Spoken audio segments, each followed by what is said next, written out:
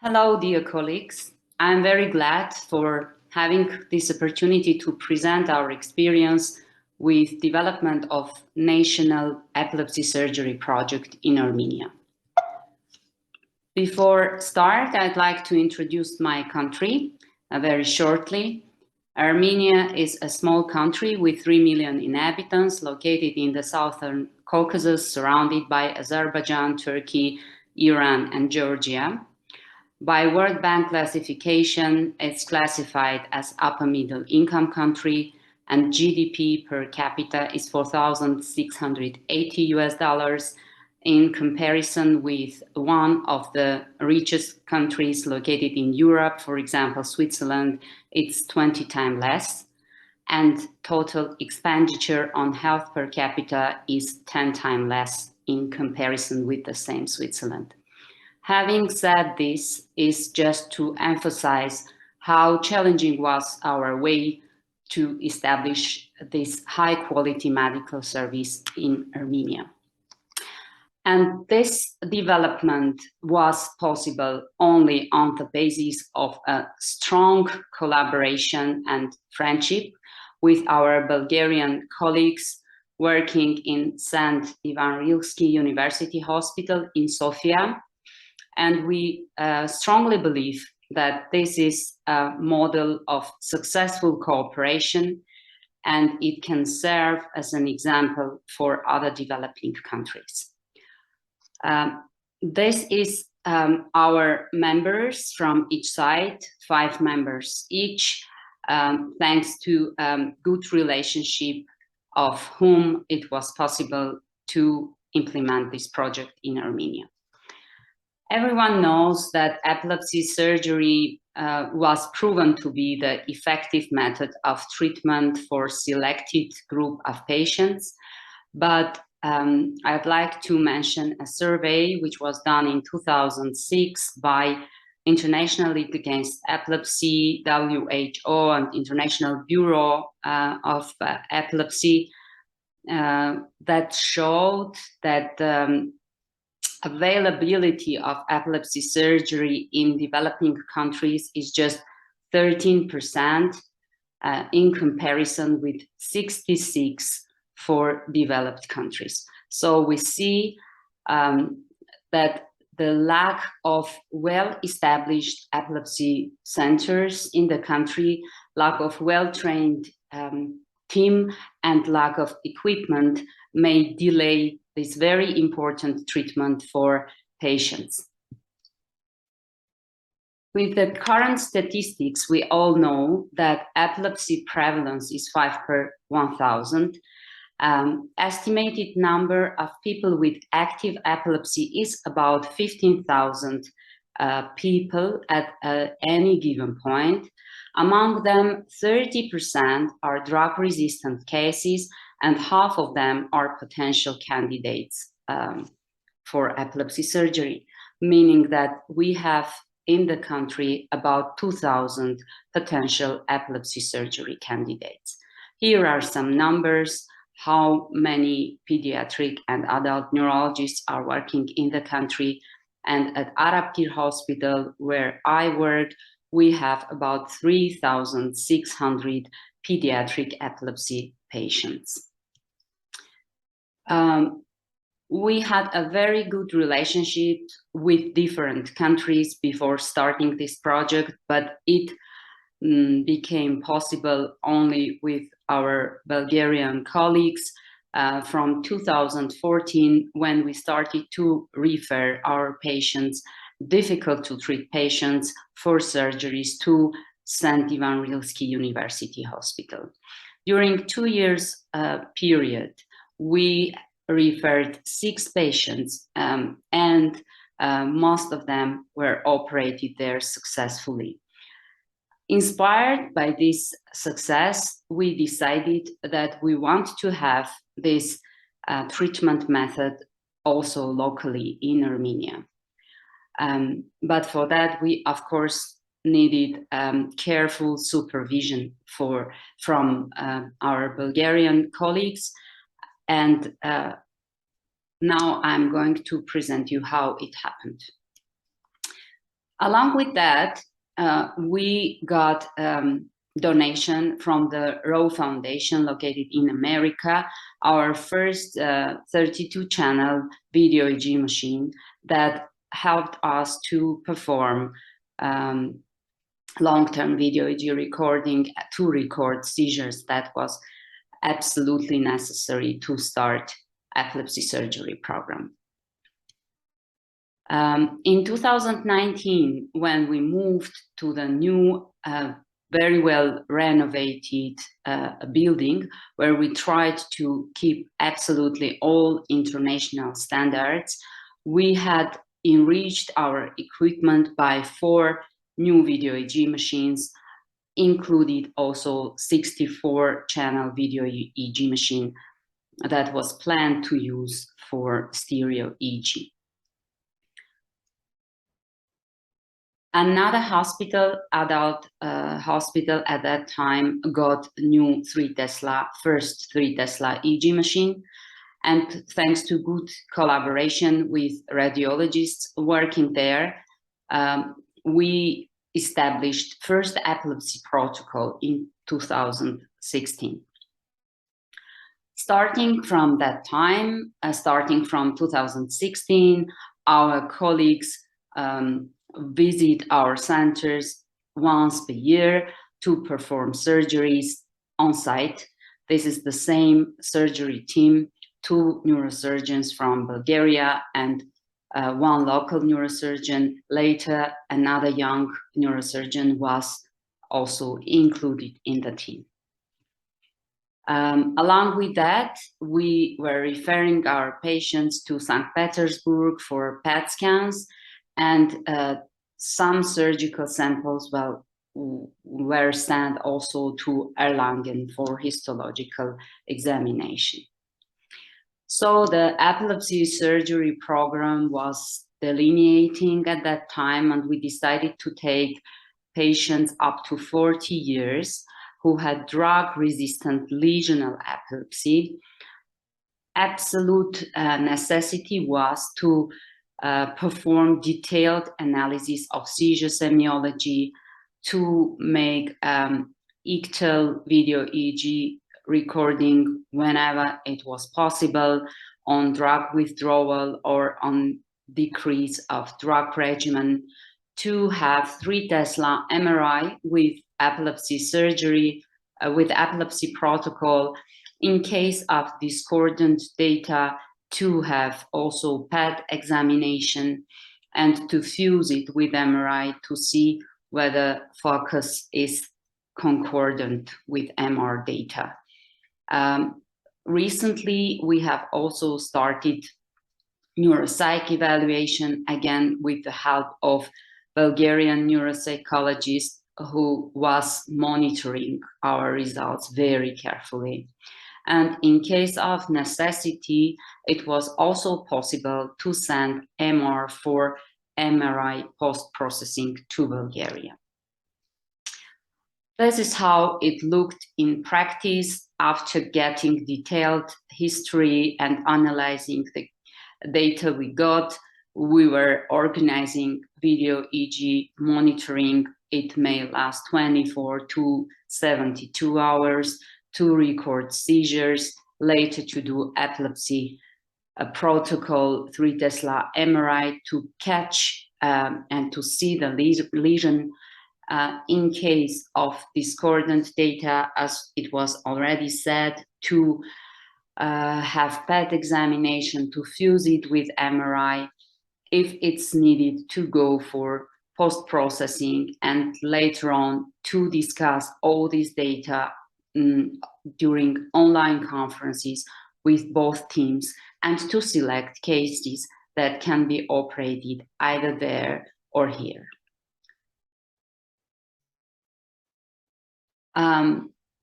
Of course, it was of great importance to have also financial coverage for the surgeries, and this is thanks to enormous effort of our director.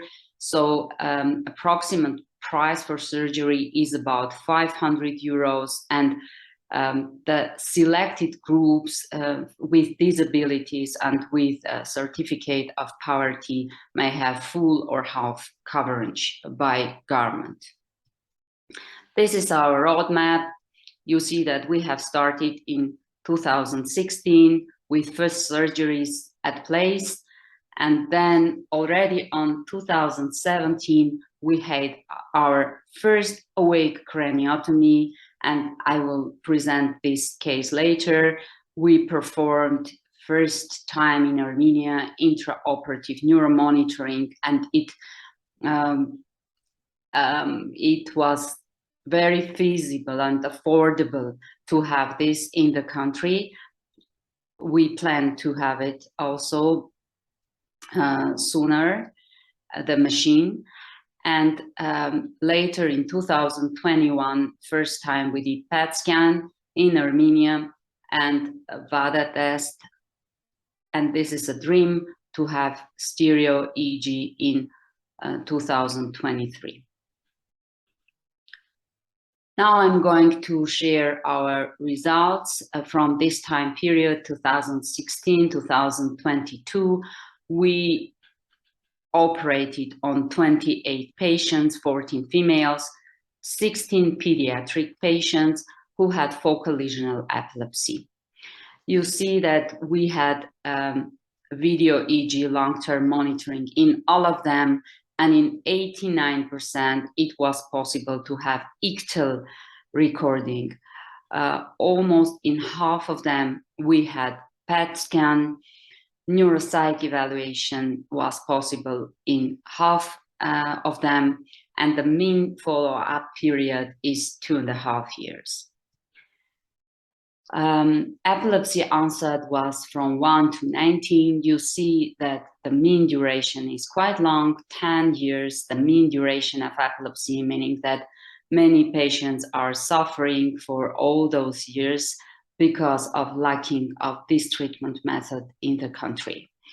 And 10 patients among 28 had comorbidities like autism, learning disabilities, and or other comorbidities. The majority of patients, 86%, had either only focal or focal to bilateral seizures, and the small minority, they had spasms. Now the location of epileptogenic zone was in line with international data, mostly in temporal lobe, in 18% in extratemporal regions, and 14% had hemispheric pathology. Here on this slide, you can see the surgeries. The most frequent surgery was anterior temporal lobectomy together with amygdalohypocampal ectomy. In 7 cases, we did tumor resection. In 7 cases, there was lesionectomy, focal cortical dysplasia. In 2 cases, we did tailored disconnection, and in 2 cases, we did hemispherotomy. And this is the results of surgery regarding pathology. The majority had hippocampal sclerosis, then the benign tumors associated with epilepsy, focal cortical dysplasias, and acquired residual lesions. We had a very good outcome, even better in comparison with international data, but we strongly believe that this is because of small number of patients and because we are taking only lesional cases. But here you see the outcome was classified according to the Angel class 1, 2, 3, 4. We had very good results with 25 patients, which is 89% of patients being free of disabled children. Some were left with auras only, and 3 of our patients had real surgical failure, so they continued having seizures. these were our post-surgical complications. You see that in 18% of patients we had early post-op seizures, but in none of them treatment was stopped. In 3, we had spontaneous discontinuation of seizures without making any changes in their drug regimens. In 1 of them, there was change in ASM regimen. We added carbamazepine, and 1 is our surgical failure patient, and he started having early post-op seizures, and then the seizures continue till now. 7% had unexplained fever, and in them we performed Lambda-CHAP, and we had elevated pleocytosis, and no microorganism was found. Nevertheless, they were treated by aggressive antibiotic treatment, and they were considered as having intracranial infection, and no consequence was,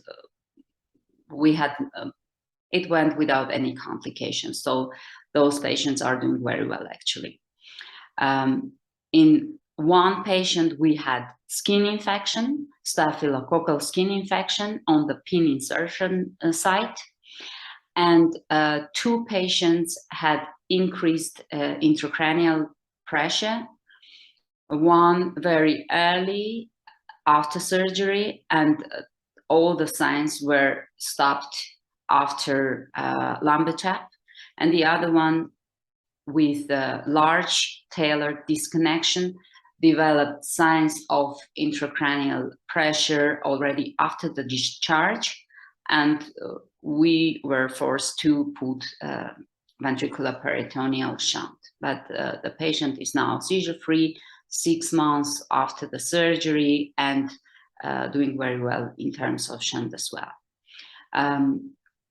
Now, in conclusion, we didn't have any patient with new onset neurological deficit, but we are very much concerned that we have a very high number of infectious complications, which is 10 times higher when taking international data, and we're trying to analyze why it's like this and try to make an improvement.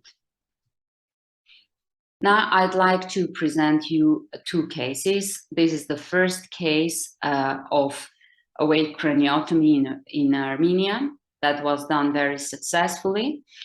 You see, this is at that time was boy of 12 years old with a history of febrile seizures, and the seizure pattern was then at the age of 12 he started with afebrile seizures, that the seizure pattern was vocalization, sitting up in the bed, hitting himself with right hand, and secondary generalization.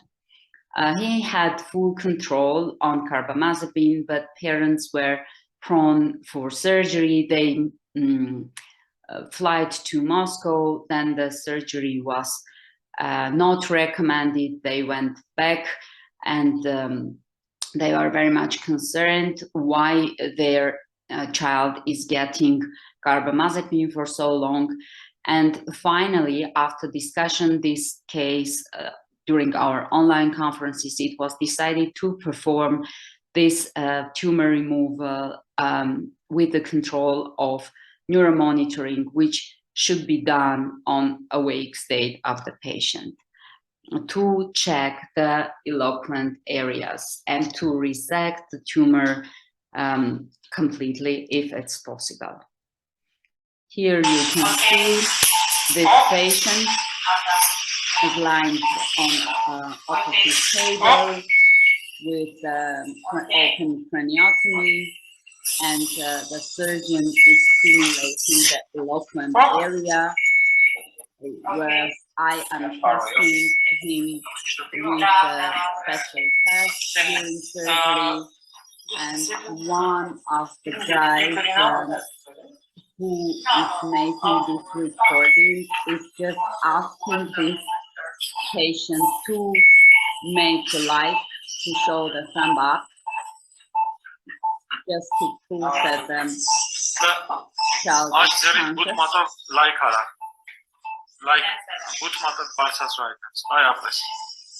Okay. So this patient is again seizure-free for many years already. After surgery, the tumor was removed completely without making any neurological deficit. Here you can see the result, the therapy, pre-surgical treatment. You see that the majority of our patients were on dual therapy, so they were getting 2 drugs, the half of them, the rest either monotherapy or polytherapy. And post-surgery, already 6 years after, we have about 40% of patients with no drugs, and the rest is twice decreased in dual group and in poly group as well. Another case that I'd like to present, that's the use of VADA test, first in Armenia. You see that I'm going to present a boy who is about 10 years old now, again, operated very successfully. He was born after first an eventful pregnancy and delivery, didn't have any complications during his perinatal period, and very early in his life he had intracranial hemorrhage, and the almost whole left hemisphere was destroyed, and he was left with right-sided hemiparesis. Very caring families. They were doing lots of physio when the child was small, and he was able to walk. He was having very little neurological deficit, but unfortunately at the age of 8 he started having very drug resistant startle focal epilepsy. He was getting several drugs without any success, and finally he was referred to us for pre-surgical evaluation. Here you can see him. We are testing his hemiparesis. You see that he has very minimal deficit from his right side, a little bit clumsy wrist from the right, a little bit of limitation in right feet, but otherwise he was doing okay. And I can say the only problem at that time were his quite often and quite resistant seizures that were provoked by sudden unexpected stimuli and by sudden noise. We decided to record him, so we did a long-term video EEG monitoring, and the mother is provoking seizure here by making a loud noise. And you see, although he's covered by blanket, that his right side is extended and he has some automatic movement in his left leg, but he's fully conscious. Technician is checking him during the seizure. He has also some fear. His seizures were short-lasting, but were very disabling because he may fall during seizures that frequently happened also in school, and that's why he was not attending school anymore. This is his MRI, and T2 coronal. You can see that almost the whole hemisphere, left hemisphere, was destroyed by hemorrhage. So you see the shrinkage and gliotic atrophic changes, but we were concerned about this island of a tissue remnant that we thought can have function. That's why his hemiparesis was so mild. And the question was whether he should go for total hemispherotomy or for tailored resection, that connection. Here you see VADA test. We are injecting in the healthy right hemisphere, and he is counting now. We are also checking motor function together with his language function.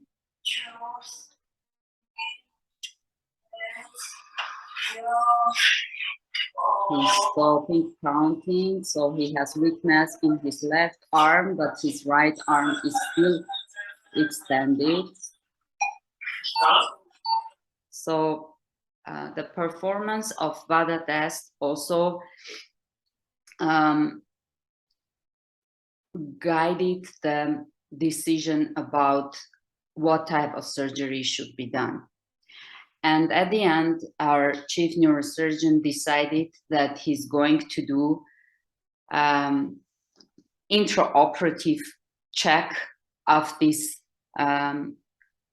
residual preserved brain tissue with simultaneous recording of potentials from right hand and leg.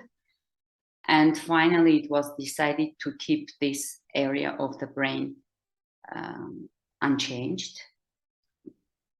So he didn't touch this. After the surgery, the child had early post-op seizures. We didn't do anything, and the seizures, they just stopped instantaneously, and the child is seizure-free now. With this, I'd like to finish my presentation.